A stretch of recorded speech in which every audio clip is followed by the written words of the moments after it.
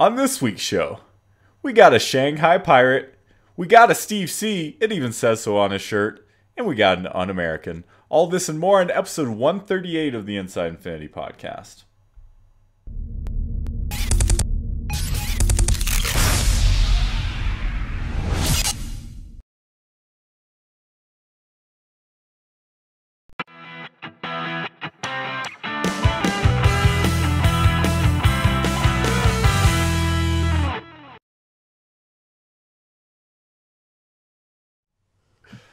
Hello everyone, welcome to Inside Infinity, episode number 138, recorded, that's me trying to grab my calendar and look at the date, July 6th, 2016. This episode's starting with a bang. My name is Will, one of your four dashing co-hosts this evening. To my right is none other than the man, the literal legend. He's been all over the world traveler, Pirate Steven. Pirate Steve, how you doing, buddy? Ahoy there. It's been a while. It's been like 6 months, but I'm back. It has literally been like 6 months, right? We were going to have you on the show days before you went to Disneyland Shanghai, or Shanghai Disneyland, and that fell through, and so we were without you for 6 long months. How you doing, buddy? I've been catching up. Y'all been doing a good job without me. Oh, well, thank you. We try our best around here. Joining me to your right, the man who always joins me, Mr. Lloyd Hansen, who was wearing his king crown mere moments ago. Yeah, I'm un-American, so I'm part of the monarchy, apparently. so here we go. That's awesome. It doesn't fit when I have my headphones on, unfortunately. How's it going, everybody? It's been a long time since we've done a Disney Infinity show. It has been a long time. I have a funny story about you, actually. I'm going to embarrass you right now. So I'm glad you showed up tonight because you recently had mouth dental surgery. And that surgery was yesterday, and obviously we didn't have a show. Tuesdays is normally not our podcasting night. You sent me a text around like 8 o'clock, well after podcasting starts. You're like, so what's the plan tonight? What shows are we doing? And at first I'm like, he's joking, right? And I'm like, you okay? And he's like, you were talking to Percocet Lloyd. That's what I should have said. That's his nickname.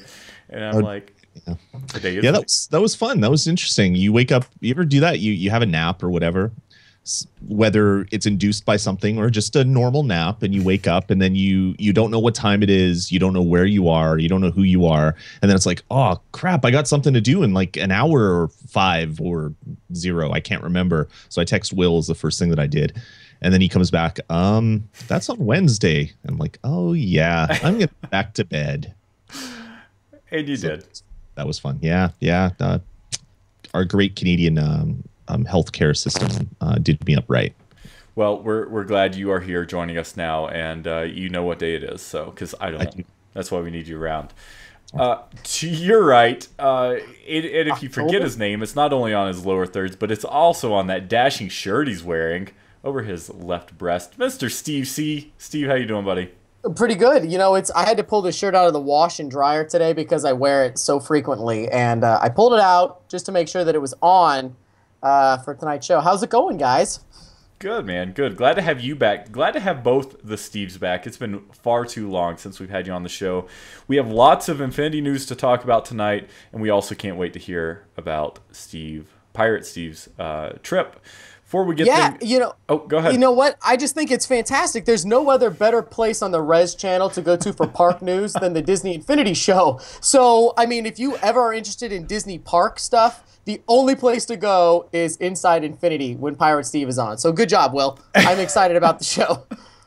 Hey, Will and I signed an exclusive agreement that I would become on the show first.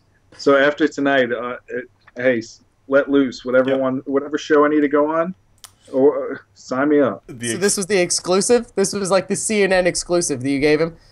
Yeah, absolutely. Got it. All right. Basically, it means you don't have to tune into any other show that Pirate may be on because you hear it here first, where we break all the news, Infinity or otherwise. Yep. All right, well, welcome, gents. So happy to have you on tonight's show. It's like it's a reunion show. Miss you guys. It's going to be the first of many reunion shows we're planning over the next couple months, really, couple weeks. So stay tuned for that. I'd like to welcome everyone and say hello and thank you for joining us live. If you're in the Twitch chat, twitch.tv/Disney Infinity TV.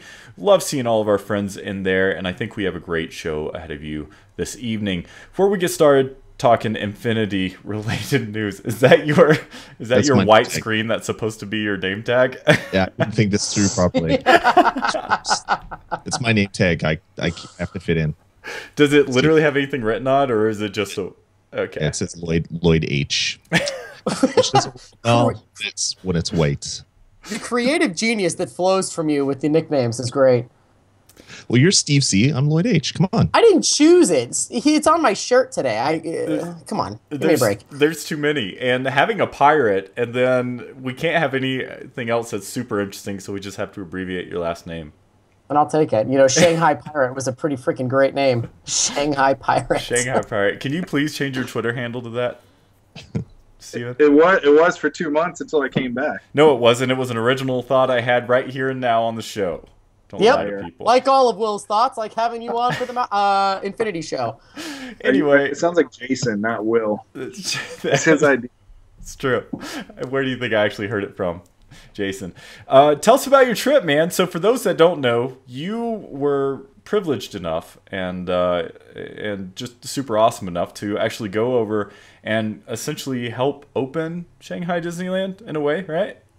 Yeah, I did not know too far in advance of this, and I'm gonna throw in, since this is an Infinity show, I'm gonna throw a little Infinity and how news was broken to me as well.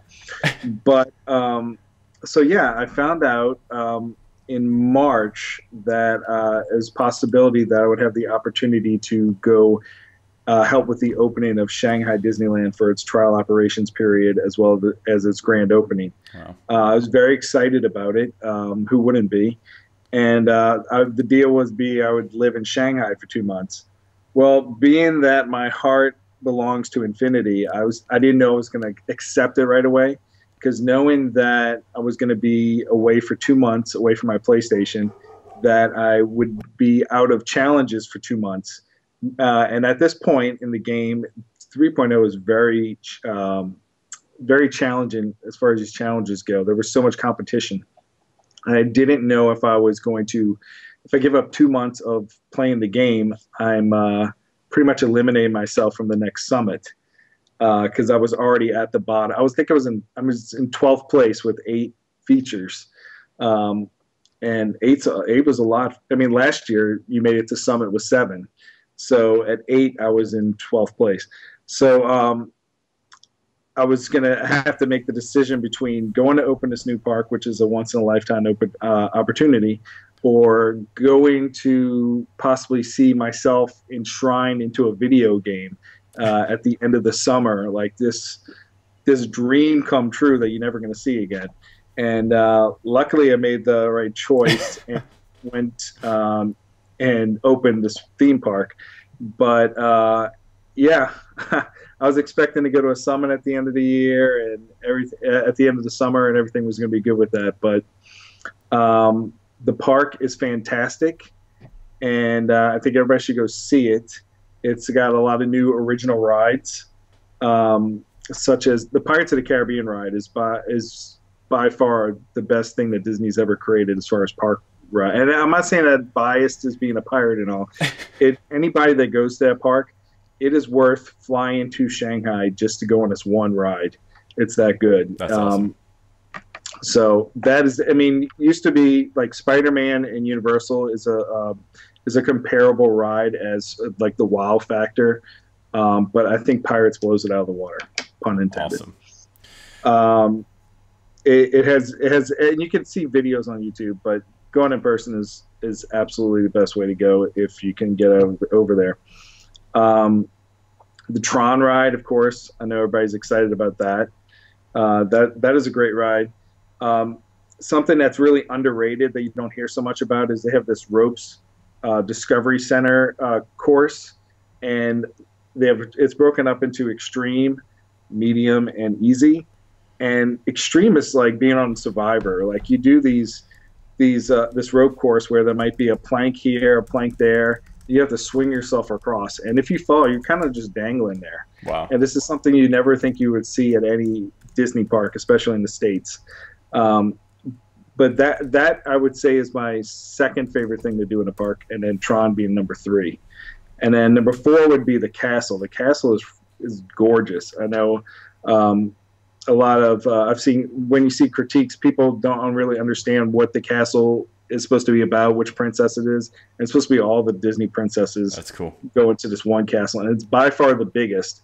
And that is great for the fireworks show at the end of the night, because that's an even bigger projection screen they have for fireworks, and the fireworks show was awesome. Awesome. And number 5, I would have to say, is the Roaring Rapids ride, which is kind of like Cali River Rapids or the Grizzly River Run at California Adventures. It's just a raft ride that is designated for you to get wet. So it's a simple ride, but they have the greatest animatronic I've ever seen, which is ginormous crocodile, which is about the size as the Everest animatronic at Animal Kingdom, and it is amazing. You can definitely catch video of that on YouTube as well. That's awesome. That's super cool, man. I don't want to. I do want to leave some for the Mousecast, so I'm not going to open it up for questions from these guys. But I love that you gave us a top 5 list, because that's like what you are known for. You've always provided top list for the show, and that's super awesome. And interesting to hear that a ropes course was your second favorite thing there. And yeah, were you bummed to come home? No, I was there for 50 days. Wow. 47 of them were spent in Shanghai Disneyland. So I definitely got to experience a lot of that park. Do you guys get the vibe that Steve was living in like a cave, like in friggin' Castaway, like scratching off the days? Yeah. Like who counts things like it was 47 days that I was in the parks, on the walls? Yeah. Like where was your Wilson? Was it a Mickey ears? Beach ball? I don't know. How appropriate, Mickey ears. It was just a stuffed animal. So that I slept with. No, it was a great experience, and also at the end of it, I actually had the opportunity to go to Hong Kong Disneyland, which I'll save for the Mousecast. Awesome. But it was definitely cool. Like I know a lot of people, especially Disney fans, their bucket list might be to go to all the parks around the world.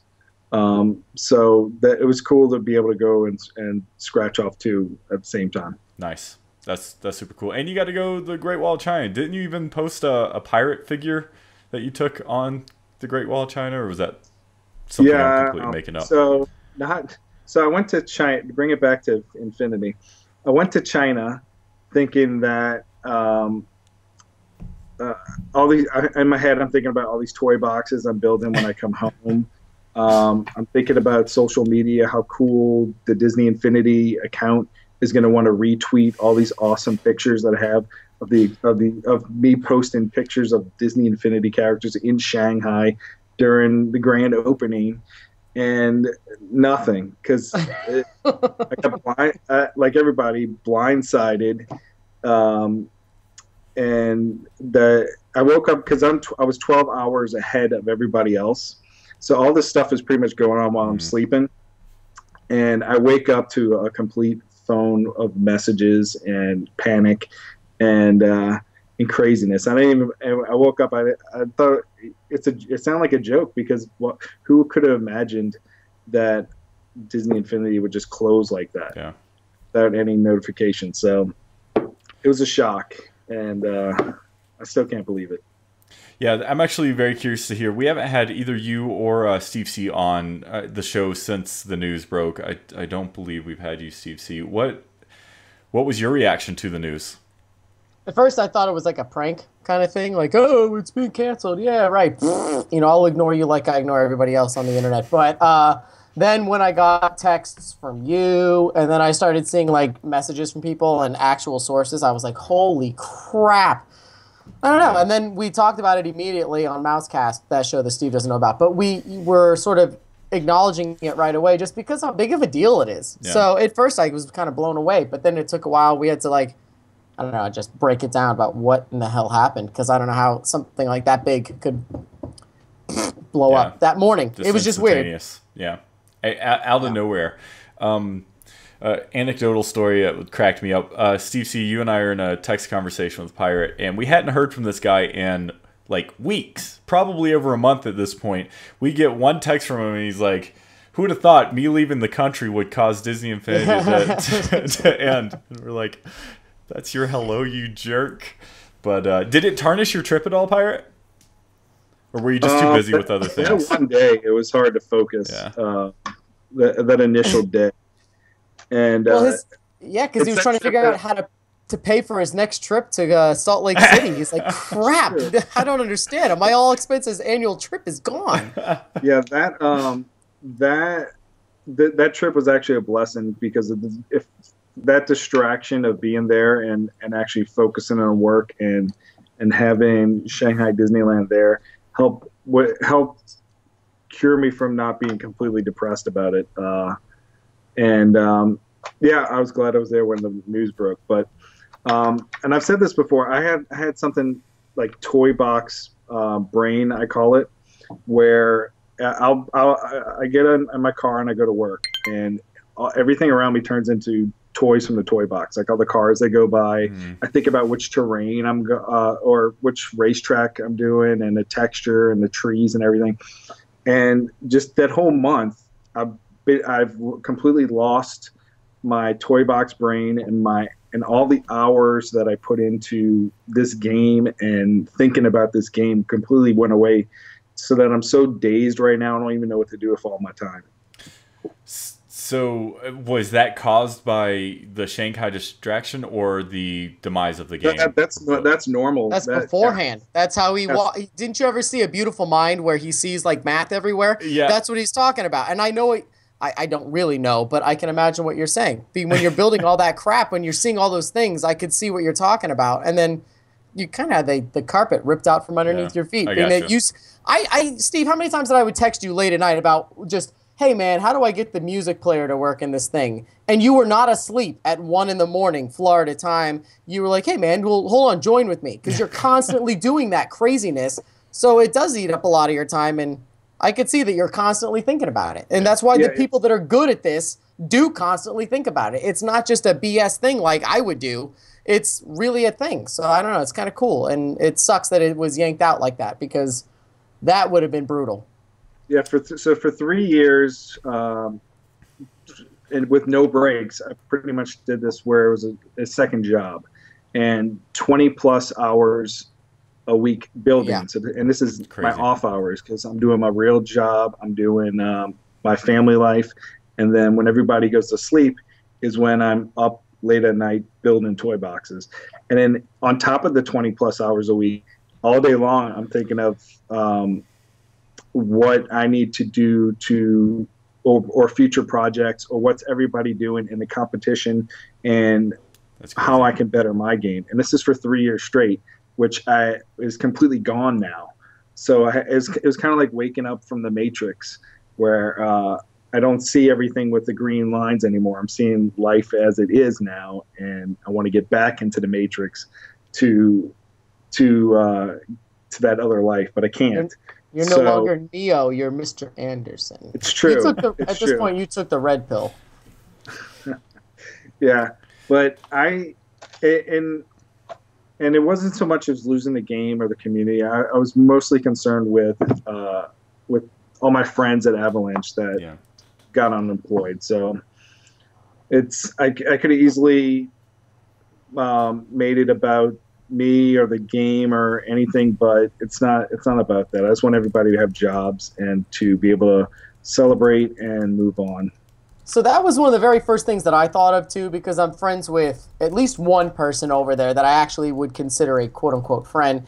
And I sent him a message, and I said, I know you can't talk about it. This has got to be a crazy day. I have been laid off before, blah, blah, blah, blah, blah. This sucks out loud. If you need anything, obviously I offer very little, but I can help. And I got the coolest response from him ever, and I don't know if we're allowed to mention names, so I'm just going to be cool. He just said, he was like, you know what, in the art of animation and gaming and all that stuff. He goes, being laid off in the middle of a project is nothing new. This has happened multiple times. He goes, that being said, this has been the most generous and heartwarming severance package and sort of situation that he's had, and he feels completely loved and appreciated for what he's done and blah, blah, blah. And that actually made me feel pretty good, because I know lots of people that get canned and it's the exact opposite feeling. It's full of regret and hatred and all this other stuff. And he just felt genuinely appreciated and like, cool, it's over. We're giving you time to go figure out your next thing. And if you guys know who I'm talking about, and all these other, everyone there, they're so ultra talented. They should have no problem figuring something out, even though it's a tough field to work in. And I just thought it was a cool thing. And the way he described it was awesome. So if there's one thing that you get from the Infinity world, it's that they care about their users. And this is no surprise to me that they dealt with them like this. And that's just from the simple emailing back and forth with this person. But I hope it was like that for everybody. Very, very interesting insight. And yeah, that's a good point. It's something that Lloyd and I, we've talked about a little bit here and there, is that it's, unfortunately, it is a sad truth of the industry, and it's not something normal or abnormal. I just think that the shock came from, you don't often find development houses that are so successful going through it. So we're winning. Let's shut down. Yeah, exactly. It was super bizarre. Pirate, I loved how you mentioned, like, I think primarily Steve C, Lloyd, myself were players, but you represent the Toy Box builders, and just like it consumes a lot of our lives as players, but it sounds like it's consumed the majority of your life, with the exception of your other, life responsibilities like family and work, like you were saying. So, I mean, it's just even more of like a shock to the system, like you're saying. And that's something that I'd never even really considered all that much. I mean, I knew builders would take it pretty hard, but simply because it's something that they do so often and they compete and spend so much time there, but having it consume so much of your life over the last 3 years and then all of a sudden just be gone in an instant is just crazy. That's an interesting take on it. It's a creative outlet, and there's not really that many other games out there right now that can offer any of the same things. I mean, we were building a video game that included Disney, Star Wars, and Marvel, and yeah, we may never see anything like that again, but it was great while we had it. Totally. Yeah, Steve, you're so completely right. And the way that you talk about it, and I've given the group of you a hard time before because that's what I do, because I'm not nice to people, but they call you guys Toy Box artists. And for the longest time, I gave you guys, a rough time, especially you, for being a quote-unquote artist. But then when you play these things and you see how detailed and all the work that went into it, really is an art. And you guys gave lots of people lots of hours of free gameplay on something like that. So it was a dedication that you can do. Thomas Estrada did an interview and talked about he was an animation expert. He was an animator for Disney beforehand. And the coolest thing, and I've repeated this story so many times, well, I don't know if you've heard it before. It was on Mousecast when he did an interview. I'm not joking, I've repeated this story maybe 30 times to different people, and I've told them to watch the show. He talked about how when he was making Emperor's New Groove, and he was one of the animators for it, the group of them had seen or heard about Toy Story being made, and they saw it in the theaters, and they all thought it was flash in the pan, it was too expensive, and it wasn't how it was going to work out, right? Well, then they went to go see Monsters, Inc., and they went to go see it together, and they saw immediately, in the first couple of minutes, the way he described it was they all looked at each other and realized they're done. Hand-drawn animation is over, and they needed immediately to figure out something else to do. And he said the next day, all of them were signing up to go to animation schools for CGI and blah, blah, blah, blah, blah, because they immediately realized in the first 5 minutes of seeing that, they weren't quite convinced in his Toy Story, but when they saw Monsters, Inc., they were like, this is it. No one is going to see things again in the same way again. And they had the carpet once again just yanked out. And the way he vividly described that was just eerie. It gives me the chills to just imagine your whole sort of life being yanked out and having to redirect it. And I know that we're talking about here a hobby and something fun that Steve does and what, Lauren and all these other people do on the sides just for their fun and for actually our benefit. But this is a lot of time that they put into it. So I appreciate what you guys did. How many times have we downloaded and played your playsets just to talk about them every week on this show? And now that that's all gone, it's a weird thing. There's a big void for us as players. Not even you guys as the people that develop it. And you know, that's one of those things that I'm deeply appreciative of. And usually I'm sarcastic and negative about it because that's who I am. But right now I'm being genuine. It sucks out loud. It really just does. So. Yeah. Before we move on to the news, Steve or Pirate, you tweeted that you're going to be on tonight's show, and you asked people what they wanted to hear, what if they had any questions and stuff. We have some fun questions that we'll ask the entire panel towards the end of the show, but I feel like this is a good one to start things off, just based on the conversation. And Finorama616 asked, "It's been 7 weeks. Have you played since the cancellation, and are you playing anything else?" So no matter if the game was canceled or not, my Saturdays will always be my 5-year-old waking me up to want to play Infinity. Oh. And he's completely content at just playing a Toy Box Hub. He calls it the farm, and just battling me or whatever. And he'll play all of the characters in that same day. He'll go through all the 1.0s, 2.0, 3.0. He doesn't care who he's playing as. And for him, the game will never be over because he can play with those characters forever. So That's awesome. I've played that way. We just got our tradition of going to see a movie and getting the play set and the figures. We got to do that one last time when we saw Finding Dory this past week, and we got to play that play set, which is great. So we did that, and then one of the last things I did was I teamed up with another one of the master toy box artists, Sonic Photo, and we saw a video on someone's Twitter of somebody whose daughter was really upset about Infinity getting canceled. And one of the things they said in the video was that they were unable to unlock BB-8. Well, this Sonic Photo actually had it BB-8 unlocked, so we made a special toy box for that person and shared it with them. So awesome. Able to do that. And besides Disney Infinity, so I've like I said, played this game 3 years straight. It's a great game that really could be your number one game and you don't have to play anything else. So on my backlog, my number one anticipated game since 2013 has been South Park Stick of Truth. And I've never got to play it because every time, Infinity took up, like I said, so many hours that I didn't get to play it. So as soon as Infinity ended, I got, my friend Patrick got me Stick of Truth. And I've been playing that off and on when I can, and I'm getting completely obsessed about it. I got all the figures. I'm like making my own Toys to Life game with the Stick of Truth figures. And then Fractured Butthole is coming out in December.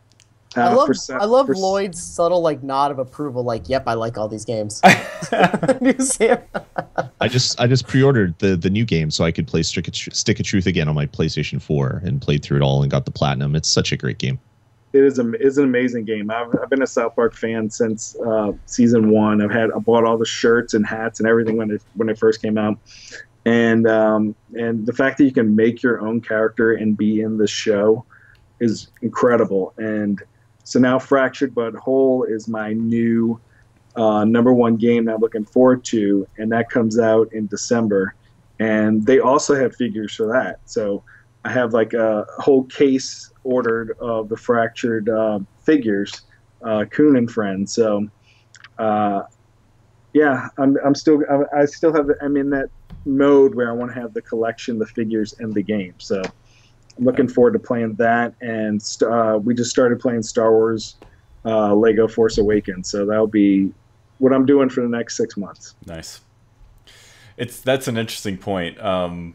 Now you have the bandwidth to play all these games you've wanted to play, or you may have not. You may have had to put on the back burner for a while because you were so busy creating. So I guess that's one positive for the toy box builders. It's kind of like the Disney Infinity Rebound game. Yeah, so there you go. So that's lot of them are playing Overwatch, which is very popular now. So I feel like I'm 2 months back on that, and if I got it right now, I'd be level 0. Everybody's so far ahead of me. So I don't think I can get into that one, but I'm looking forward to the next one that the community embraces so I can join in. Awesome. Now, man. I have a question for the three of you expert people. And this is borderline controversial because it may piss off some people, but I don't think anyone that watches the show. How do you feel about seeing daily the people that are trying to post like petitions to get Disney Infinity back going? I get invited about 4 times a week, and I feel for these people because they want it back, but they have zero idea what the business side is like, and that it will not be coming back, whether or not they get 10,000 petitions or what. Do you guys see these invites too? Lloyd, you gave me the nod, like, yeah, you get those too, because I see it all the time, and I'm like, you guys are really wasting your time by keeping this going. Yeah, I saw it when it first came up, and I went and signed it. And the financial reality is when a company takes $180 million write down to close a studio and close their production chain, just saying, oh yeah, maybe people want it. Let's turn in place and flip the switch and redo everything is pretty unlikely. The good thing is that it's bringing the community together. There are people that are getting really angry over it and attacking other people, which isn't cool. But then there's the people that are using it as kind of a rallying cry to get all the fans together to discuss other options. And if nothing else, it's going to show other industry leaders, development studios, CEOs, whatever, that, yeah, if we make a game like Disney Infinity, maybe even getting a Disney license in a year, 2, 3, 5, whatever, we're going to have a fan base there that we can draw from. So I mean, it's good for that. But like you said, the likelihood of it succeeding in a reverse course is pretty unlikely. But it's nice to see the good conversations pop up. But the people attacking each other, saying you're not a real fan and all that stuff, that needs to kind of stop, because that doesn't help anybody. Yeah. What do you think, Pirate? I thought it was cute at first. I know the people at Avalanche and Disney Infinity really appreciated it, but I feel like it got overdrawn, and people, it was great they got 10,000. There are petitions with hundreds of thousands to get like Agent Carter back on, and I saw one the other day about getting the dolphins removed from Epcot Aquarium, that 1,000. So the signatures are nice. I'm sure a lot of people appreciate it. Then I don't think they know what they're really talking about. This group knows what they're really talking about in a business sense, because they're talking about, oh, well, we can't save the game. Well, let's get EA to, and they started tweeting EA and all these celebrities to get rid of the game, to license the game. Well, if it goes under any other company like EA, it's not going to be the same game. It's not. The 300 friends that we have are not going to be employed all of a sudden, and yeah, so they just need to celebrate the game instead of just dragging it on. Yeah, I agree fully. Yeah, because, Steve, while you were gone, there was a 40,000 petition signed to get you back stateside, and obviously it still took that amount of time to get you back, so petitions really are useless. No, you misread it. It was to keep them over there. Still didn't work. You're right. In that case, it worked for a small amount of time, and so you can't really fight the man that much. Oh, too funny. So, cool. Well, I don't know. Everything you've said about the petitions, I totally agree with. I think, yeah, I'm not even going to say anymore. I agree with it all. So do what you want, as long as you are not hindering or impeding or being angry or making anyone else feel bad. Do what you want. Just be realistic about what you're doing and what your expectations are. Stop fighting with other fans, because it makes everything that much more sad. And to go on to what Steve C said, at this point, chances are at least the 4 of us and many that are like ingrained in the community have seen the invites and have seen the request to sign them. So you can simmer it down. You could be pretty confident that if we want to sign it, we've signed it. And yeah. So, all right, dudes. Well, let's lift things up by tearing things down. Let's talk about more of what we're not getting that we really wish we were getting, because it was super duper cool. Still no stream. Is that correct there, Lloyd? No stream. All right. Yeah. Thank you. I'm gonna hopefully it pops back. I'm switching screens here, so I won't be able to monitor chat. You must be using the Mousecast server. That's okay. It's a common mistake. I am. All right. First up, Lloyd, I am going to throw it your way first because I know that this, I think since the news broke about No More Game, this is the thing that made you the most sad. I also want to attribute everything we're going to be talking about here in this next series of list. It is 1, 2, 3... and next three items, and then we're going to polish things off with Moana. Moana was broken by Kotaku. I want to make sure that we give proper credit. The other three items was broken by Infiniteering, YouTube's look for Infiniteering on YouTube. I'm bringing up the actual articles though because the pictures are easier to actually grab from these articles. But the original source was Infiniteering, so you should definitely check out his YouTube channel. He's continuing to break these items, and so it's super cool. And I will add his link in the show notes. So first up we have here, let's see, is a new Marvel character. And this is none other than Spider-Gwen. Lloyd, Steve C, and I, we talked about this a little bit on Mousecast. Oh, you are holding up a comic right there. So you're a big fan, huh? Yeah, I love all the new Spider-Gwen and the redone Spider-Woman. It would have been really amazing to have her as a figure, to get more web-slinging characters in. My kids even like her.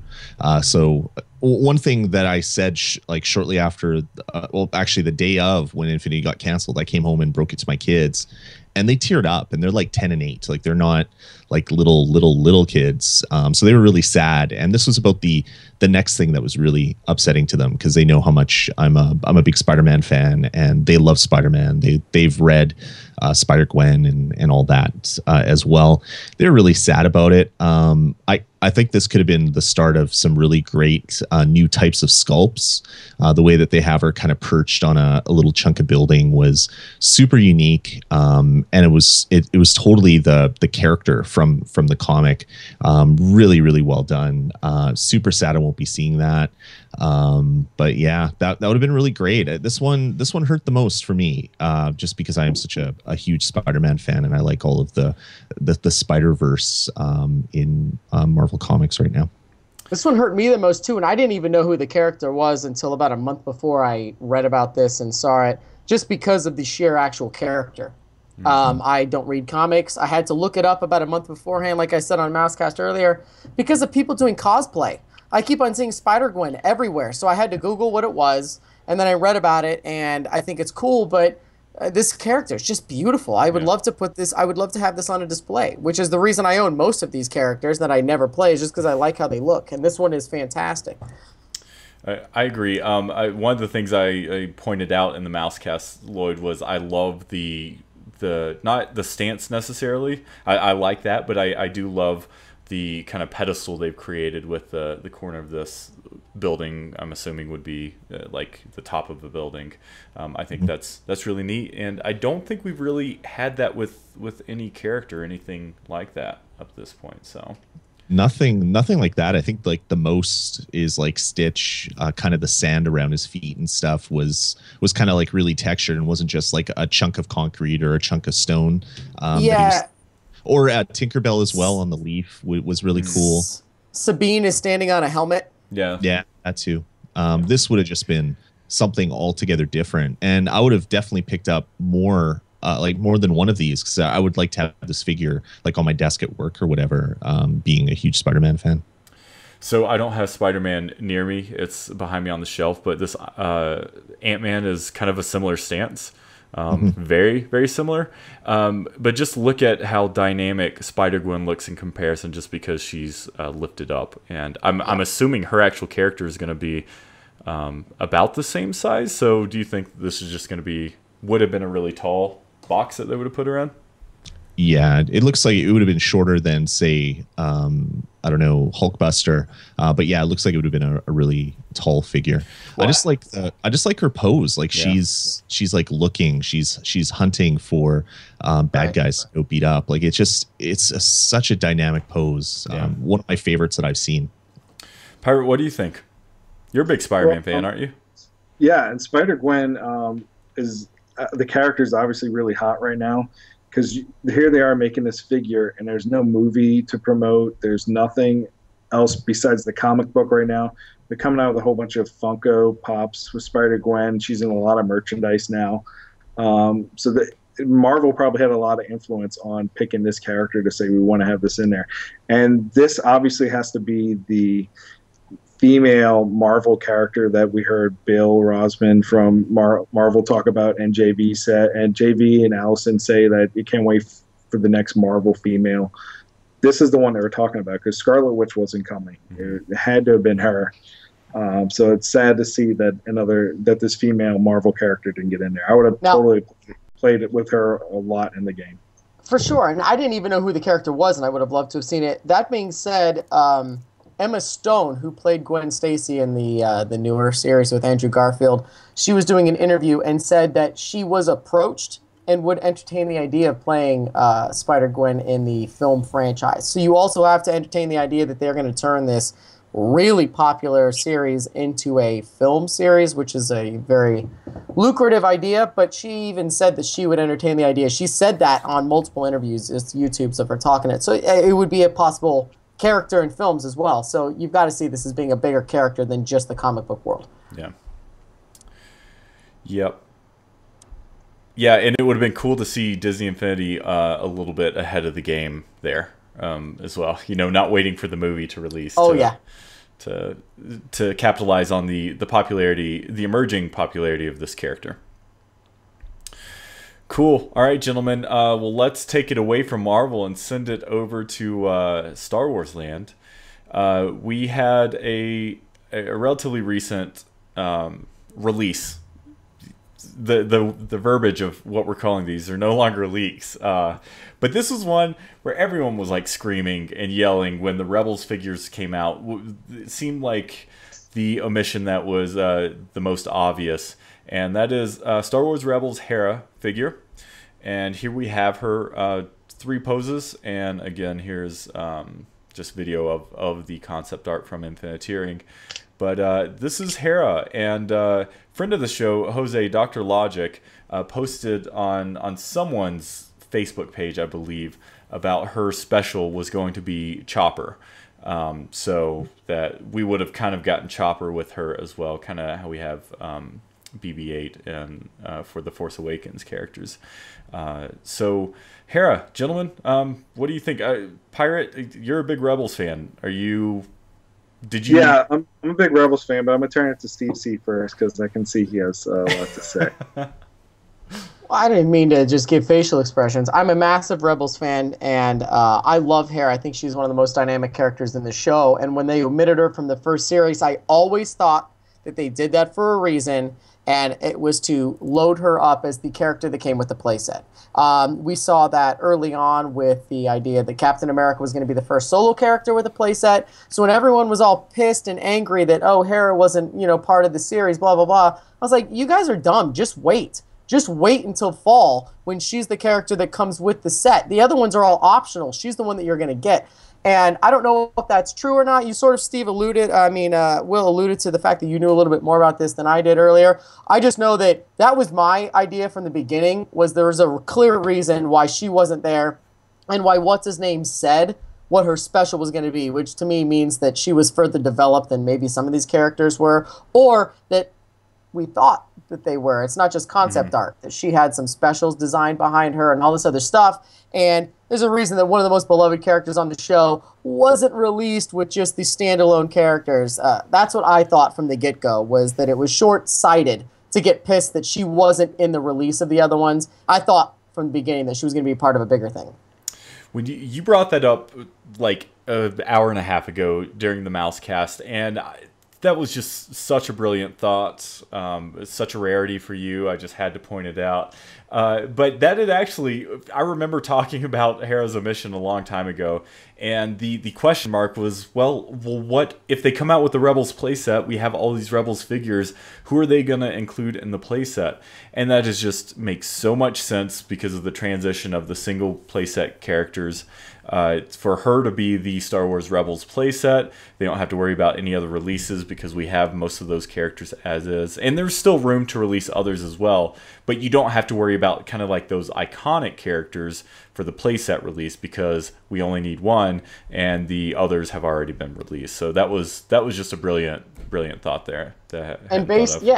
And based on starting what they did in February, this looks like that might be the new model for releasing playsets, the one character figure. You had it with Dory. It looks like we were going to have it with Moana. And it looks like that could be the thing. From now on, you get the one character release. And if that's the case, there's a reason why maybe key characters aren't included in an early release or something along those lines. Yep. All right, Pirate, what do you think, buddy? Well, yeah, that obviously the collection of Rebels is incomplete now. I'm hoping that some custom artist out there takes it by the reins and makes a Hera figure. And obviously he has this by the something to charge however they want, how much they want for it, because everybody wants a Hera figure to complete their Rebel set. I think it would have been a fun character, especially if it unlocks the chopper droid, like you said. Go ahead, Steve. We lost Lloyd. We lost Lloyd. We lost the Canadian. We'll try to get him back. You know, I always wondered, it's one thing to keep on developing Infinity with new play sets and marketing and all this other stuff. It's a giant monster of a development team and whatever. What do you think would it cost to just keep the game existing as it is, being that they put so much into play sets, yet keep a small group just developing characters? You wouldn't have to ever do another play set as long as the toy box was still in full force and let people do their own thing. What if you just kept on bringing out new characters? And what if you did 12 a year? I mean, we know we have enough to sustain 12 a year. What if we started right now? Like, what if it was this 6 was the next one? You had never had to come out with a new disc. Everything could have still been the way it is. And all of these artists like Lauren and Steve and the fish people in the UK, I forget what their name, the tunas, all of these people kept on making these amazing, amazing play sets for people to play in, or toy boxes that are very similar to play sets, yet they kept on bringing out new characters. I mean, that wouldn't be the same amount of money and all that cost, right? Couldn't they keep still building these? But I hear that the same thing, that on the other hand, they lost most of their money through the characters themselves. Well, and building them. Yes, but I mean, you're making a great point. Like, just let the community sustain itself and just provide new characters and new toys in the toy box, which, comparatively speaking, is not nearly as high a development cost. I still see that as an unlikely scenario simply because the game was still making money, unfortunately. Like, that's why the whole thing is just so bewildering, is that it just wasn't making enough money, whatever that magic number of enough money is for Disney. Yeah.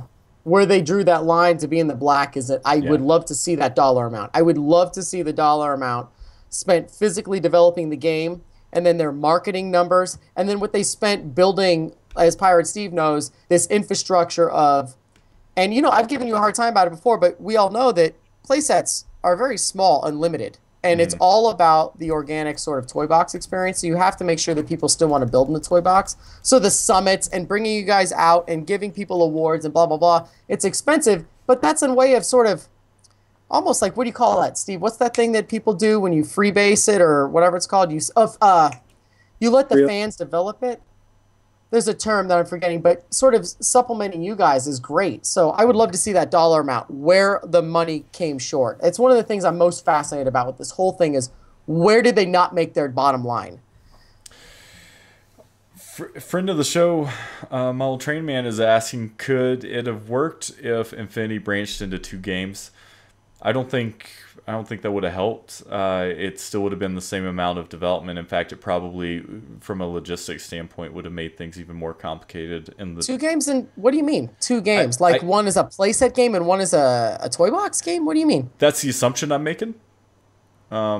not sure. So Nick, you can correct us on that. So Yeah, I I feel like understand if they kept the toy box mode going and just released figures, they at least if they would have done it as a trial run, it would have been great to see how they would have done with that.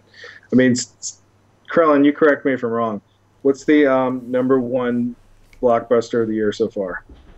This year? Oh, Yeah. Swiss Army Man, by far. Nah, Sorry, Civil War. Civil War. Civil War.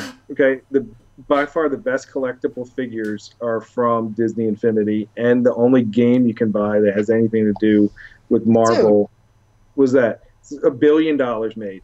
What's another one? What's another movie that made $1 billion this year? Freaking Force Awakens. Where are you going to go when you're leaving a Star Wars movie if you want to go play the game at home? You're going to go pick up Infinity. And now that we know that every single year for the foreseeable future, you're going to get a new Star Wars one, how much do you want to play as Jyn Erso in the next one? I mean, it's ridiculous what we're talking about. Why can't you do it like that? I don't know, but that's where my limited knowledge on everything comes into play because I don't know. I mean, to me, it doesn't seem like it would cost that much to keep people going. 4 of the top 5 movies this year. We got Civil War is number 1. Number 2 is Zootopia. Zootopia, we got 2 figures. Yep. And then they were in Disney Infinity. Jungle Book, we got that great Baloo figure. And Finding Dory, the only place you can find a really awesome figure from Finding Dory is Disney Infinity, and the only place you can play a really great game is Disney Infinity. Agreed. So they were losing that as they go on when they have Pirates 5 and Guardians 2 and Thor 3 and Rogue One and Mona and all these great movies that are coming out. Wreck-It Ralph 2. I mean, the possibilities were infinite. I have no idea what the hell went wrong.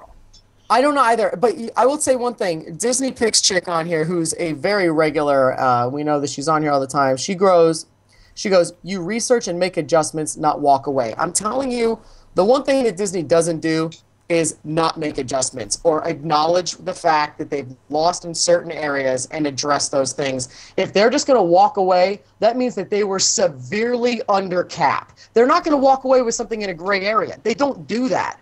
I mean, Shanghai Disney was so expensive, and we've talked about this before, that people had to take salary caps. People had to lose shifts in California and Florida to make it work. That's because it was in a gray area of making it work for the overall image. I don't think they just walked away because, they could have made an adjustment here. I just want to know where they lost the most money. I don't think it was that simple, right? I mean, Steve, am I wrong here? This wasn't like it was between a couple of bucks. This had to have been huge for them to drop it all just like this. 2.0 seems to have been like a down year for not just in Infinity, but everything that came out during the 2.0 era in Toys to Life seemed to have been trailing downward. Like Lego Dimensions did okay. It didn't do, I believe Disney Infinity still outsold them. And Skylanders has been going down every year since then. And it amazes me that Disney Infinity was the first to fold, and Skylanders is still going on with what they have. And Lego Dimensions, which I have that game as well, I think it's great for what it is, but it was not Disney Infinity. No.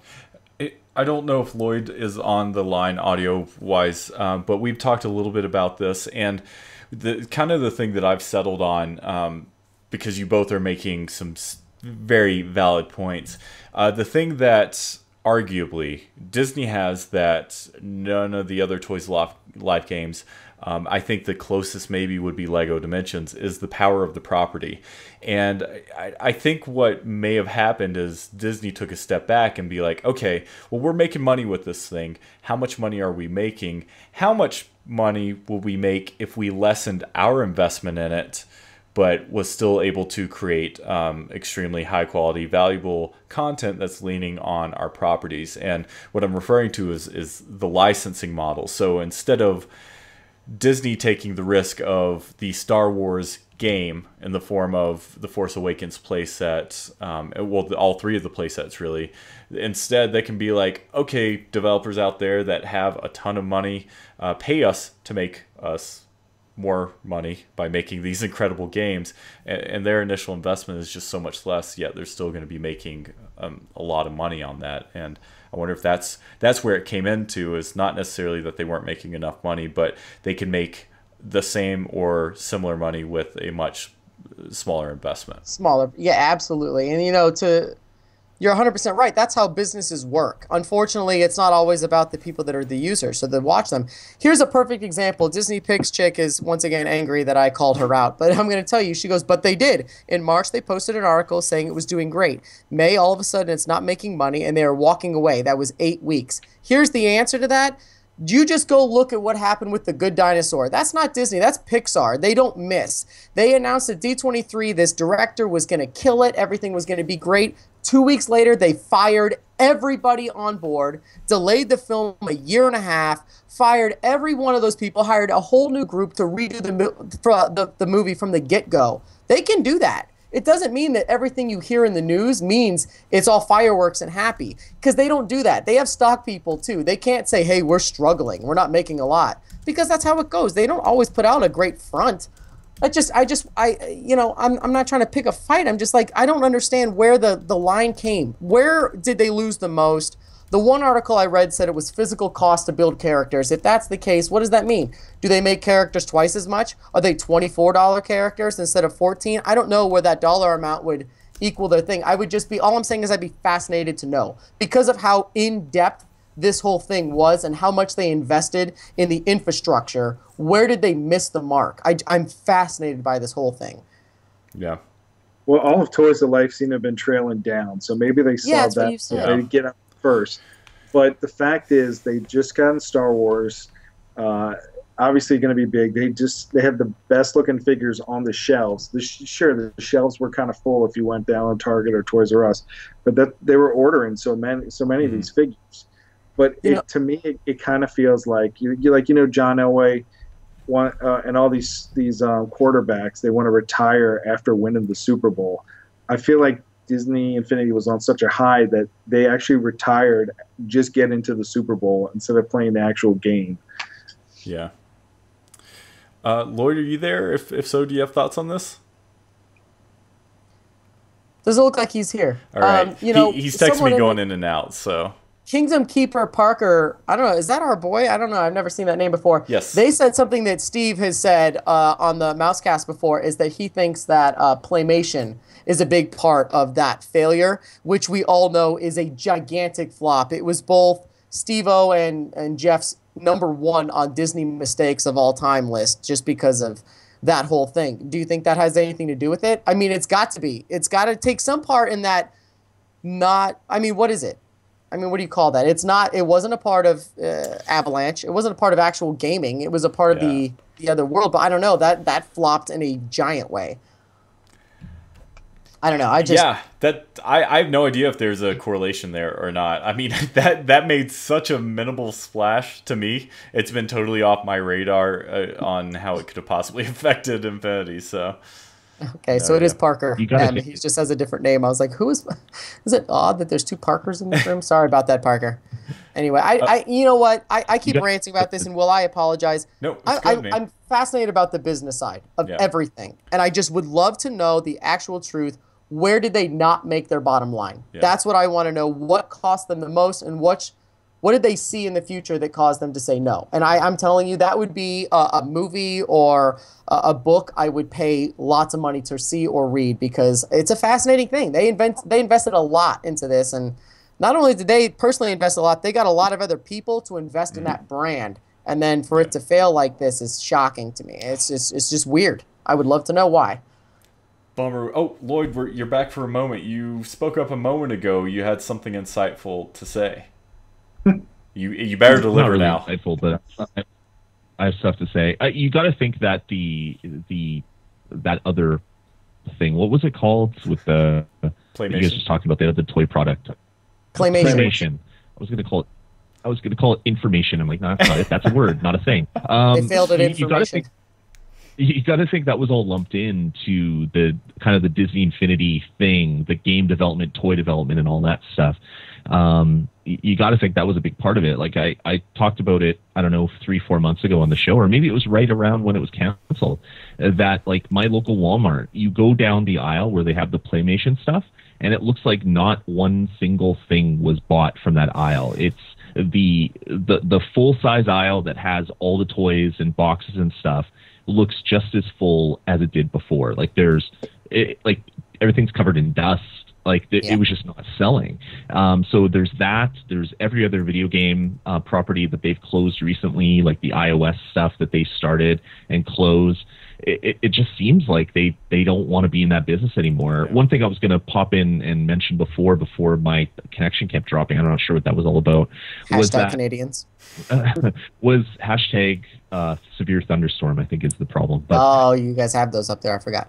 We do. It's terrible. Moose and beavers are really loud. It's terrible. But the thing that I just don't understand is you're not losing very much money. Like if you're going to spend, say, $150 million to. Oh no! Come on, there is no bigger tease than that right now. We lost. You're going to spend $150 million. We still got your video, Lloyd, but we don't have your audio. Oh, that is awful. That was glorious. Do we have your audio? You could not have played that any better. No, now I'm getting blinking dots under his face. Get back to him. Oh, that was great. That was Oh, Lloyd, you there? The screenshot's funny though. It is. I'm laughing a lot at that. And he's gone. I really wanted to hear what that was before he moved on. Me too.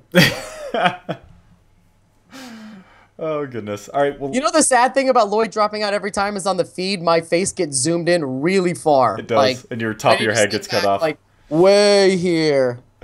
Let's use that as a segue. We will let him finish that thought when he comes back. Speaking of Infinity Follies, this is one that you either love or you hate it. This is one that I personally love. Discussing the 12-inch figures again. Lloyd, you there? I am. Oh, all right. Can I pitch it real fast? Yes, please do. Spent $180 million to or 150 or whatever it was to pay severances, to get rid of buildings, to cut leases, to buy back stock from places like Walmart. You're here. Okay. To buy all the product back. Like Walmart took all their figures off the shelf. You know, they're shipping it back to Disney. So you're paying $180 million to close things down. Wouldn't it make more sense to run this company as an advertising arm? This is ridiculous. I cannot be a part of such a tease. You serious? An arm of what? Advertising arm. An advertising arm. No, but go further. Arm of what? What are you going to say? How is Disney going to be like a marketing company now? Lloyd, come back. We need you. Dude, I cannot handle this. This is way too much stress. Oh my gosh. All right. Let's see what happens. Oh, he's dropping out. This is so ridiculous. You're gonna finish that thought next time, Lloyd. Advertising arm. Everyone on the internet, tweet at just randomly tweet. Where's the body to Lloyd? Hashtag Lloyd's arm. Hashtag Lloyd's arm. So we remember to discuss this on next week's show, so he can. Finish that explanation. Let's go ahead and kill his. Ooh, that's not right.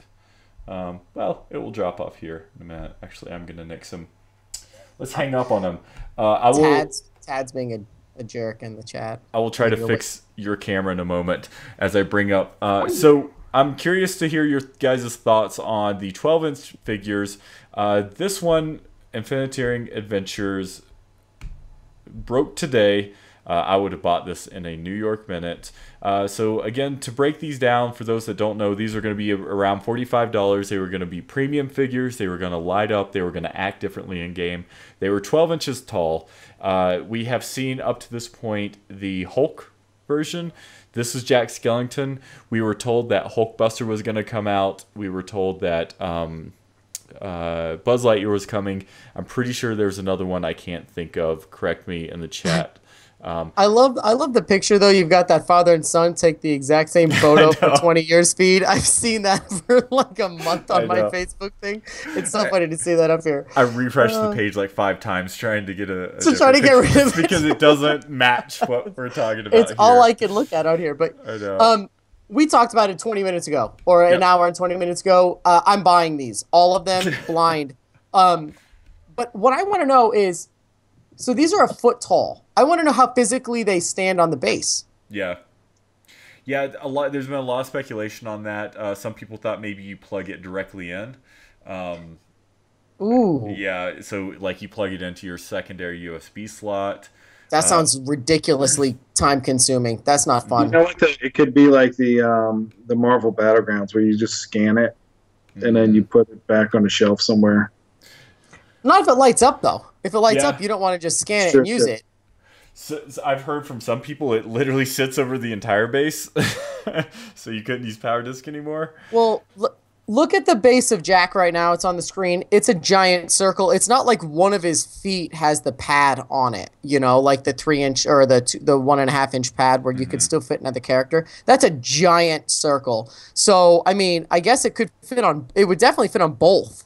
But, I mean, I don't know. So for Jack, it works because Jack is toy box only. So you could dominate the whole thing and have it play over there. But with like Hulkbuster, you could play that in other games. Are you going to put that on there and is it going to dominate in the game? Is it going to be that much larger than everything else? I don't know. It takes over the whole plate. That's the thing that I'm most interested in, what their idea was. When we first heard about a 12-inch character, I was like, how is a 12-inch character going to balance on that 1-inch slot? Yeah.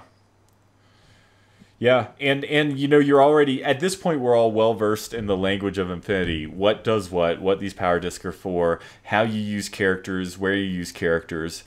This throws in a new kink in the kind of the chain of, okay, well, how is this going to work and how is it going to be different than the other figures? Anytime you actually use the figures differently or use the items differently, it's something else that consumers are going to have to learn. So you're creating another barrier there. Pirate, what do you think of not only the 12-inch figures, but this particular figure? Well, as soon as I saw it, I was like, I texted you, of course, and I'm like, dude, did you see this? My heart broke. Yeah, because you're a big Jack Skellington fan. I think they all look great. I, of course, would have bought them. I bought the clear ones from 1.0. I bought the Light FX figures. And, I mean, this is the new thing. I'm sure these 12-inch figures would have been retail exclusives to whoever the high bidder for them were. So whatever one got Walmart, you knew you were never going to find. But, yeah, I would have bought them all. I think they all look great. Can't believe we didn't even get one of them. I know, right? That's the bummer right there, is that we didn't even get a single one. That's the big downer. And we were just talking about it before. Make a great Disney Infinity art book one day if we get. Oh, you mean the Art of Infinity? Are you kidding me? This is something that we called, Will, we were talking about this. What I would pay to see the Art of Infinity and see, so you know those posters that we get where you see like Rocket Raccoon from his first stages into what we get? They're all dramatically different. Not one of them ends up looking exactly like it started. Not one of them. They're all pretty different. I would love to see from the very beginning to remember when we did the first year of Extra Life, where you gave away that concept art sort of sketch page where people were just drawing random craziness, to get going. I would love to see that. I think the Art of Infinity is something that would be really interesting for lots of people. It would have been really cool, too, to see how that process for these characters, because they had to make these characters different than the original characters, but they're definitely related. I mean, this looks like the skeleton we have, just a little bit different pose. Right. So that would have been really cool. Steve C, on the Mousecast, you said one thing that would have been so cool about this is, one of the aspects of these 12-inch premium figures was that they light up, and you said those pumpkins and that snowflake's would have lit up, and these characters would have definitely been worth modding to have them light up all the time. Yeah, this would be one of those things where I would put a USB charger up on the thing and just have it glow on a second base downstairs, so you could see it, because they're so freaking fantastic looking. Yeah. This Jack is by far the pinnacle for me. I could give or take the other ones that we've seen. I don't need a second Hulkbuster. I don't need that giant Hulk. They look just like a smaller version. This is a different one, and I would have just happily paid to have this thing on my shelf. It's beautiful. Agreed. Here's a cool thing. If you look, do you have a picture of the Hulk one? I can pull it up as we're talking here. Him jumping on the. Okay, so picture that 12-inch Hulk figure next to a 12-inch Hulkbuster and even because he looks like he's about to punch up. And you Yep. could picture the other Hulkbuster one just going fist to fist for this ultimate display. Oh, that's awesome. A 2 foot 70 pound display on your on your desktop. Yeah.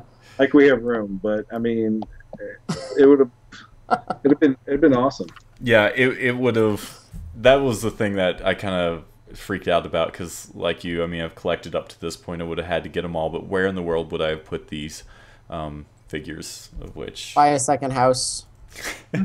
here is my here's my Disney Infinity room, and it is not filled with all of the figures I own. It's only filled with the 12-inch figures, and then the continuation is going to be the Disney Infinity horror game where they all come to life like Chucky and try to kill someone. We can say things like that now because Infinity is no longer a thing. So here's that 12-inch Hulk. Yeah, I'm finally bringing it up on screen. So, Steve, I asked this earlier on Mousecast to Will, and hoping that you could address it maybe because you are friends with these people. Do you think that now that it's over, and once severance package time is done and non-disclosure agreements are over with, do you think that we'll ever hear a non-bidder? I understand what a non-disclosure agreement is, and you can't throw them under the bus. Do you think we're ever going to actually hear what happened or hear other things besides the casual leak of characters, like or release of characters that were the potential? Do you think we'll ever get like an actual interview, or do you think anyone will ever speak out about what happened and where it came down? Because so far it's been pretty secretive, and you have to respect a group that does that, and everybody agrees, and it's sort of for the better good. But at a point in time, you know a lot of these people. Do you think anybody will ever talk about what happened and where the bottom line was missed? Specifically, that is going to just go out on social media and talk about it. But I know that, I mean, next week is literally when Disney Infinity is completely gone. Avalanche is done. And I believe Disney Interactive, that division will be done. So who knows after that what else is going to be said or told.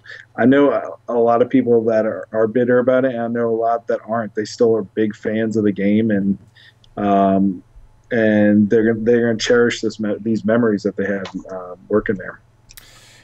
From what I still haven't really from JB yet. I mean, every tweets about other things now, but yes, he does. I see them and he's very proud of them, and that's good for him.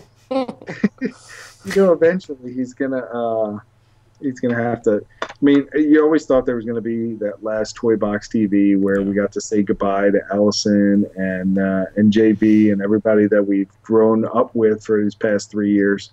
But that didn't happen, and who knows if we'll how we'll get to see these people again and what they'll say. That's kind of what I was wondering.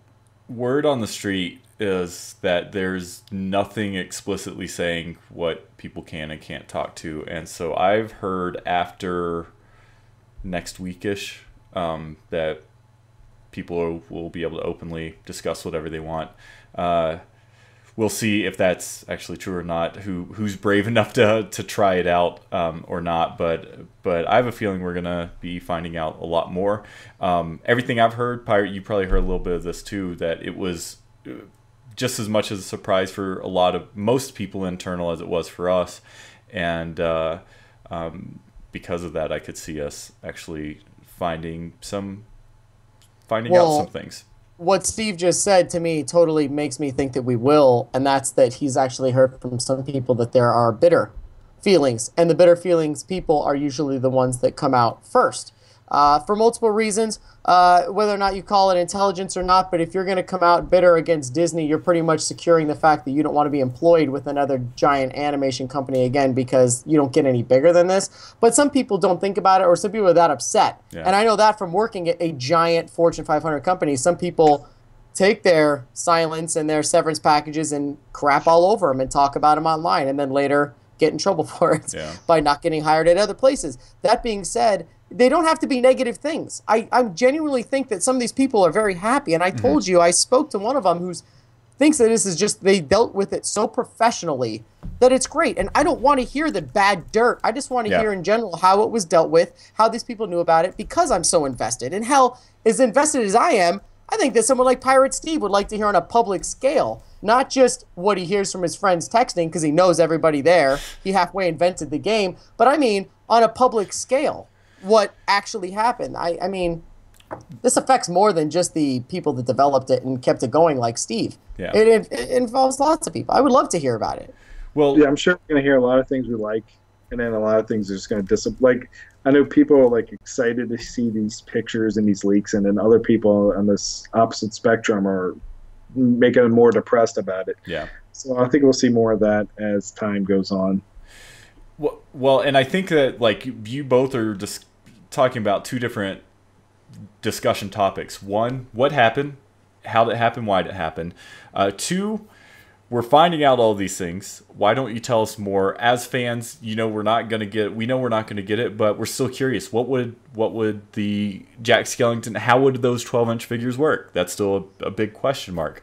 Tell us about Hera. How far along was she? Tell us about the Chopper Super. And so I think there's still lots of information that I think could be considered fan service without being, you know, that damaging to Disney and to the company. Yeah, exactly. So cool, gentlemen. Last news topic of the day. This is coming at you from Kotaku. This might be tied for that Jack Skellington of biggest disappointments. All three of us were at D23. All three of us were lucky enough to see the preview of the Moana movie, and I think it's safe to say we all three kind of fell in love with it. We got confirmation that there was going to be a Moana playset and figures. Right now, I'm bringing up the playset. It was going to be a single release playset. It's going to contain Moana and a super cool wave playset piece, and then the other figure, presumably the only other figure they were going to release was Maui, who's being played by The Rock. Here is a closer shot of both of those characters. So here's Moana. She looks stellar. I love the layers. The layers remind me a little bit of and I'm sorry guys, I know you're on a delay over there, but her layers remind me a little bit of Kylo Ren, except even more detailed because of the different shapes and colors that were involved there. Let's show. Here's, what a fantastic figure. wasn't it? Wasn't she just gorgeous? Such a downer. It's crazy. So three things, I meant to bring this up earlier. Three characters we have discussed tonight are three very powerful female characters, and this has been a constant point of conversation for the show. And the fact that we were getting three that were just so appealing and exciting to have is just increasingly disappointing. Yeah. Here's Maui. This looks awesome because I don't think we've seen any printed detail like we're getting here. Steve, you talked about on the last Mousecast, not this one, not tonight's episode, but the previous one, how on Maui his tattoos are characters in and of themselves, and so the fact that they're so pronounced in his character or in his figure is just so awesome. And it makes you wonder if there was going to be something to it. I mean, I don't know if they would go through that length, but one of the things that they said at D23, which just gives me the chills to think about what we're going to be getting in a few months, is that Maui's tattoos, like you see in the trailer, interact the entire film, almost like in Hercules. They're not the muses, but they were the girls that were, you know, they were the 2D singing to the vases or whatever, and they look like that same animation style. And on the trailer, they're doing it, and he goes, "Hey, I'm trying to tell a story here," and he's talking to his right like bicep, and they go on, and it makes you wonder if that was going to be a part of this or not. I don't know if that'd be too in depth for an Infinity game, being that they are so sort of, you know, angular and big. But man, I'm just seeing them on there is fantastic, and knowing that there's such a big character in the film, that and the water, they made such a big point in D23 talking about those two aspects, the water and his tattoos being a constant moving thing, and making it look like you're going to have to see it twice to get what's going on because there's a lot going on. I don't know. It looks pretty though. It makes me wonder if you could do it. Speaking of water, so we're going to be showing a couple screenshots of what appears to be actual playset gameplay. So I think these are screenshots of the playset. I do not think that they are concept art. A few things key me in on that. Something interesting is that both the promotional item I showed a few minutes ago showing the figures was sitting next to a 3.0 playset of Star Wars Starter Pack. This right here in the lower left-hand corner, the watermark says, not even a watermark, just the label says Disney Infinity 3.0 Edition Moana playset. So these three images, the first of which is being of a water mechanic, Steve. So it would have been, my head swims with what, if anything, this could have brought. Pirate, do you see this and see anything that could possibly make its way into the toy box? Yeah, they were just scratching the surface with the water aspects. I mean, you can tell if you look at any of the Finding Dory figures, how they swam in the game, or even the water backgrounds of the sky domes. I mean, it looks like a hell of a lot better than previous Finding Dory or Finding Nemo sky dome. So water was going to happen. Yeah. So that's one of three figures or screenshots. Here is another of Moana on the beach riding a pig. I don't know, guys. I mean, I was so looking forward to this playset. And then taking a look at this screenshot here, I love this one because what it does is it shows the playset Sky Dome, and it shows much of the environment. And you can even see, it might be kind of hard to, well, you can't see with my cursor because my cursor isn't displayed, but above the hut to the right, we see connecting some buildings together. It's a rail that you're going to be able to slide down. So this definitely are in-game screenshots. This would have been such a fun... The thing that Infinity brought, especially this time around with The Force Awakens, Finding Dory most recently, Battlegrounds to a point, is being able to see the movie on the way home, pick up the playset, and relive it. And the fact that we're not going to get it not only anymore, but we're not getting this playset is just this heartbreaking. I was so looking forward to this playset. Seeing these promo pieces right now, it's just another kick to the... It sucks because... that is just, it looks fantastic. Yeah. I can't even tell you how much I think we're all missing because we don't get to play it. And that's the thing I was whining about before. Mm-hmm. I mean, if you're seeing this, that means the playset itself was pretty far in the process of being developed.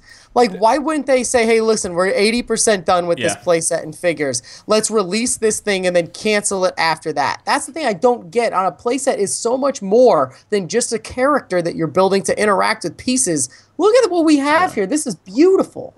That is actually, you're making a great point, and that's something that's really sad about this particular piece compared to anything else we've seen, because of all of the recent kind of released art, released figure concepts, this is the only one where we've actually seen the playset, and there's no way of determining how far along the playset was from these screenshots, but the simple fact where we are seeing screenshots of the playset in and of itself is pretty telling that they must have been somewhat far along.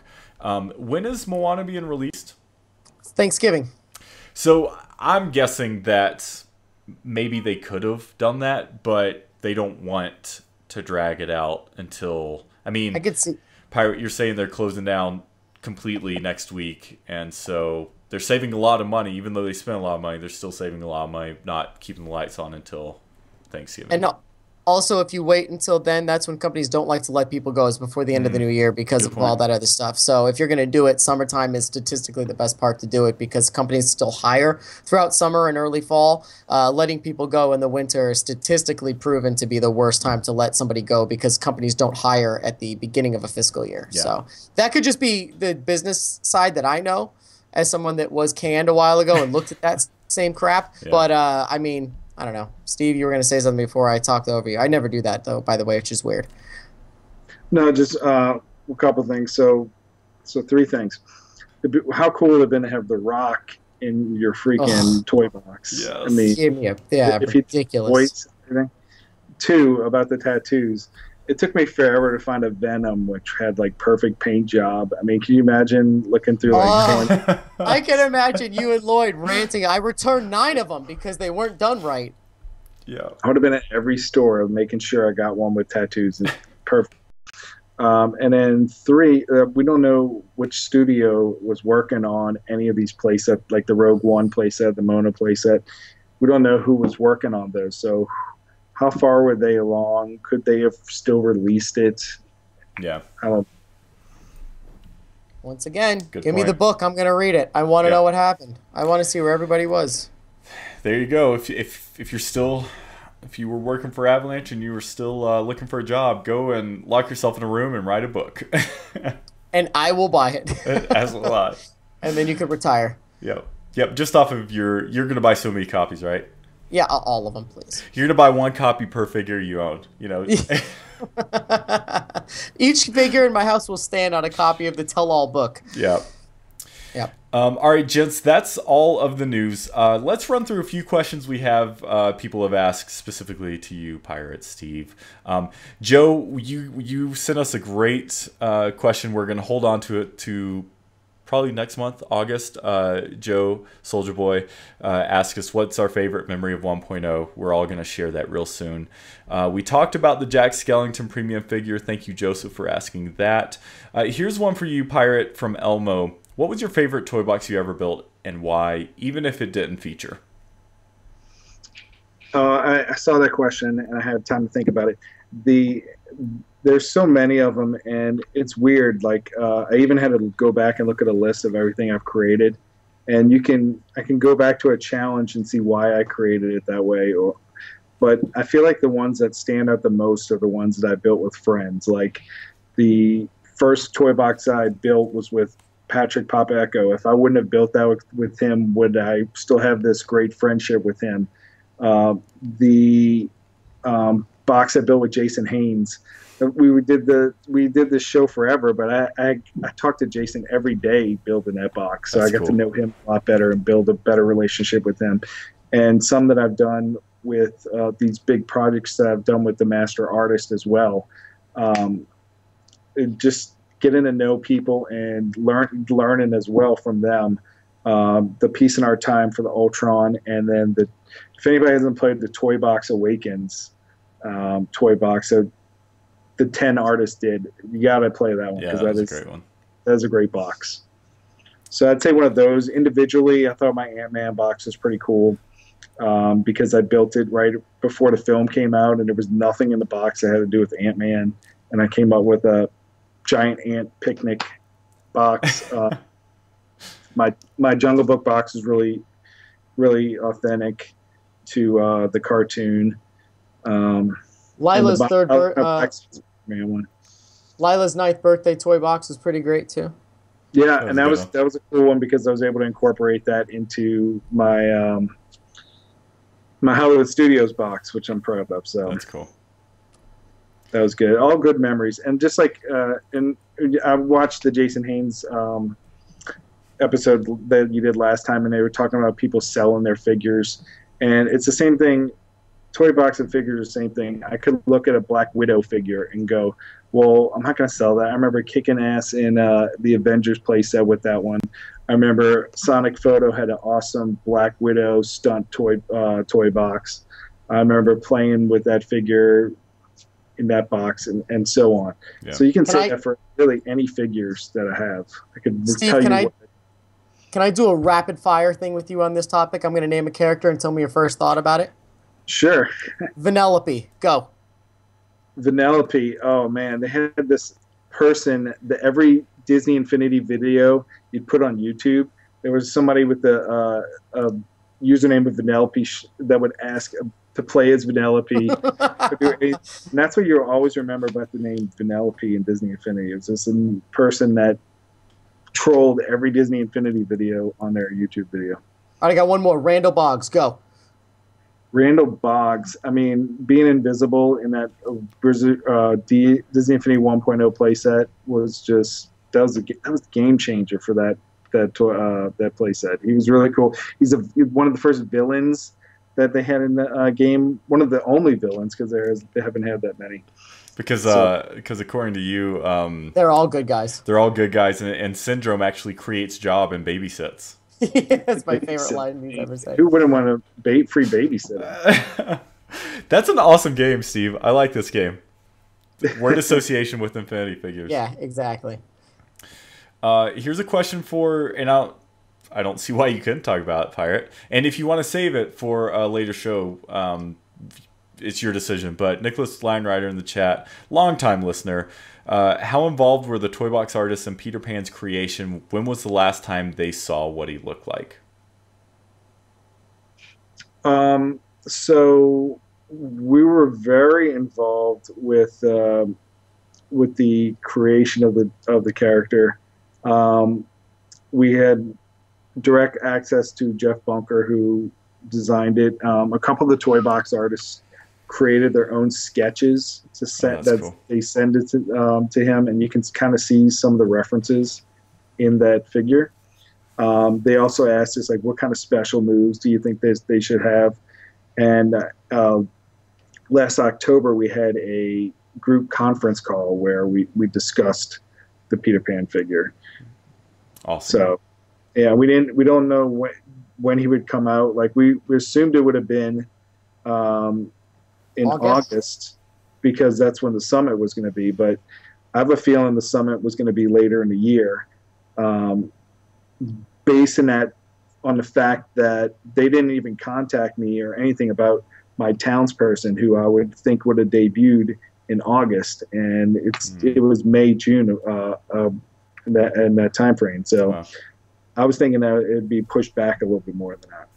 See, everyone here is talking about how, I don't get more characters, and I don't get this. Pirate Steve's got more invested than all of you. He was supposed to be in the effing game. So everyone here that's like, I don't get to play anymore. He was supposed to be a permanent fixture in the game. So you get biggest whining credit here, Steve. Yeah. I can't believe that. I mean, I knew that the whole time. But... And because I like to torture myself, Adrian Romp, who is a brilliant artist, and he worked for Disney Infinity, and he did the concept art for a majority of the townspeople, actually commissioned the concept art for my townsperson. So we'll get to see that one day. My goodness. You will get to see it? Okay. Well, yeah, because I paid for it. But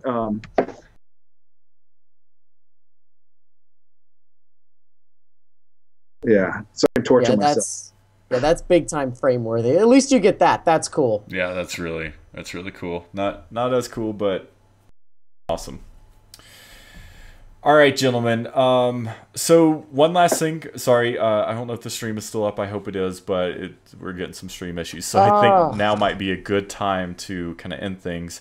But unofficial announcement. I hope the rest of the team doesn't kill me, because it's something that Steve C and we kind of discussed today, and I'm just going to go with it, and we're going to announce it today. And that is going to be our farewell show. Farewell in the fact that we're still going to be talking. We're still going to be podcasting. We're still going to be talking Disney Infinity whenever we have Infinity to talk about. This is kind of how far we can project out as far as like relative consistent content to talk about. So we thought it was going to be a very fitting date to kind of say goodbye. Leading up to this, probably from this show moving forward, and we will discuss any news-related items, but we are going to discuss, we're going to have guests on the show. We're going to try to have guests on that, all the guests that we've had over the last couple years. We've been doing the show almost 3 years now.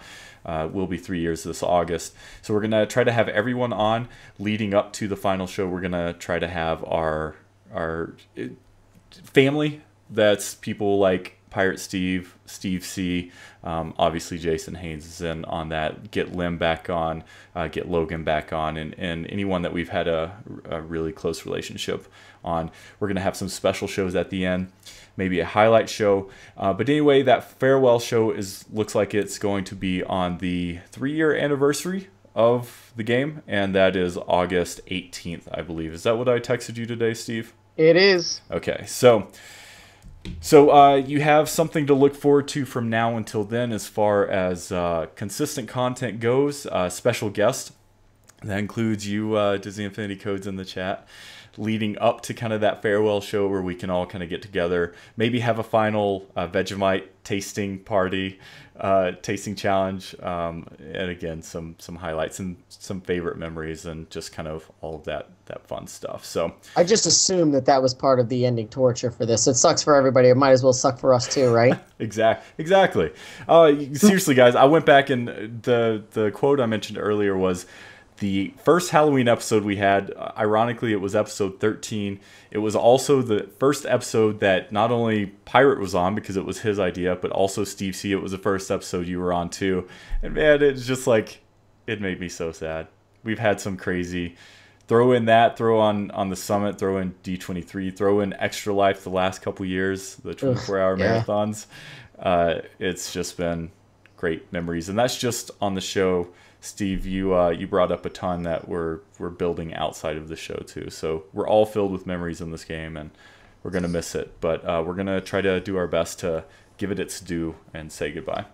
Do you guys remember the time that I brought Gangster Shark into the show and I started talking through a shark face? Do you remember that? Or the what was your favorite? I was the baby. No, it was the moon. It was the moon that used to be so crazy. That was on my old computer. I can't do that anymore. You can't. That's too bad. That doesn't seem very remorseful, Will. That's too bad. We're going to see the creepiest thing I've ever seen in my life. We still get your 40s radio voice. That's right, 40s voice. Support the show. Only a few episodes left. Tune in. Do not miss one episode. That's a downer now. Yes. Oh, well. We'll have the mouse Doggo Man said we need the 12 Days of Infinity farewell song. Ooh. Oh, you see, you just sent a chill up his spine. You did. He's thinking of lyrics already. I still hear that song in my sleep. Yeah. and it's good to also say that it's just the Inside Infinity part that's going away, that the community is going to go, it's going to get morphed into something else. So it's like, we're not going anywhere. Right. That content is going. Yeah, it's the, great point. Great point. Yeah, because it's not the last show. It's not the last time you're going to see us. Yeah. We're still going to be doing Extra Life, I'm sure. Yep. But it's going to be the last time that we see this, right? It won't be. No, never. Look at her face. Look at the...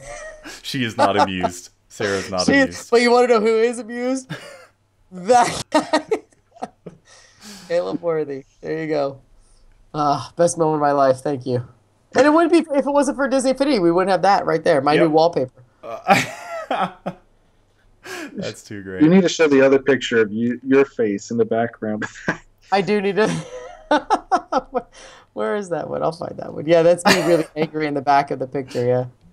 Oh my goodness. So hey, if you're listening to the show, if you're never mind. There's the background. I can't see it because it's You are not amused either, because for those that don't know, Sarah was in a competition and Steve was not happy with her performance.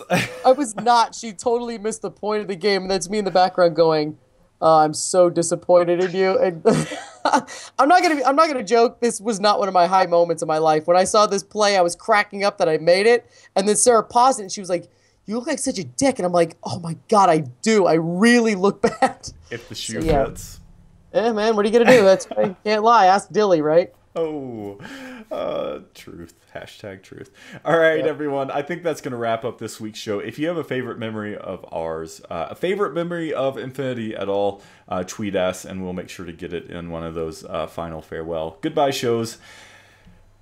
Sorry we missed Lloyd. Sorry you dropped off. We love you, Lloyd. We can't wait to hear where the rest of your body is, because we know it's attached to your marketing arm. Pirate. Wow. Pirate Man, thank you so much for coming on. Most importantly, giving us the exclusive Over the Mousecast on Shanghai Disneyland.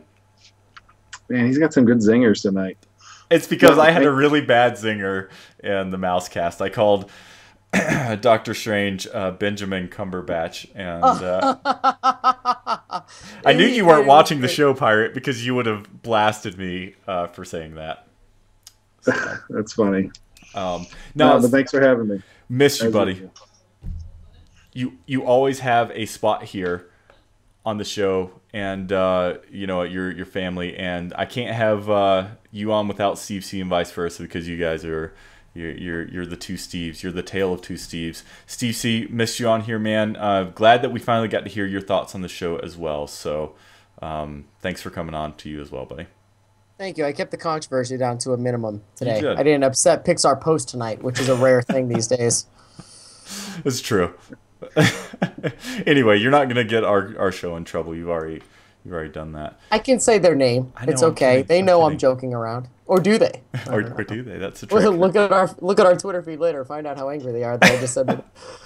I'm just kidding. Settle down. I thank you, Steve and Will, for letting me on. And honestly, Steve, I'm pumped that you're back. And I know that you were jokingly saying you'd be on Mousecast. I doubt that by the time you get around to it, this will be breaking news. But I'm glad you're back, and I appreciate all the news that you gave us, because we were all living sort of vicariously through you, and all your updates was freaking fascinating about everything that went down. So I personally thank you a lot. We've been talking about your life constantly over here since you were gone. I consider us your Arizona family, and we're all glad that you're back, but also glad that you fed us some really cool material. So thanks, man. I'm glad you're back. Thank you. Good to be back. Not going Shanghai anywhere. Pirate. Pirate Steven, the game might be over, but Pirate Steven is going to be staying here. You're around to stay. Right. Love it. All right, gents. We will be seeing you real soon on an upcoming show. So thank you again. This was great show. Glad to hear your thoughts on the game leaving. And I just realized the stream has been down for a little bit, so now's a good time to end it. That's why the chat has died down. #Mousecast. #Mousecast. All right, guys. Thanks again, and until next time, we hope your week is filled with infinite possibilities.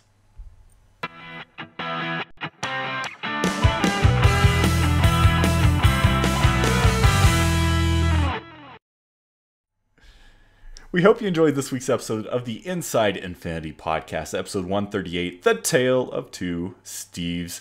Steves are great. We love the Steves.